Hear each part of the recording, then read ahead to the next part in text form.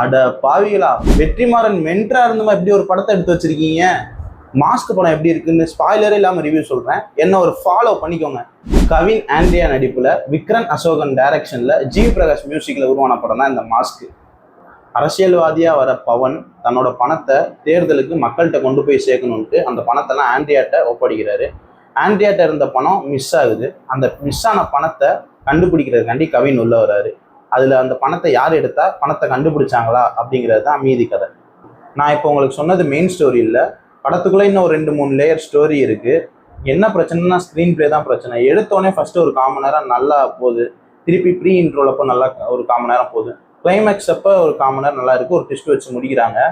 நமக்கு like Nelson type dark comedy மூவியாக கொடுக்க ட்ரை பண்ணியிருக்காங்க.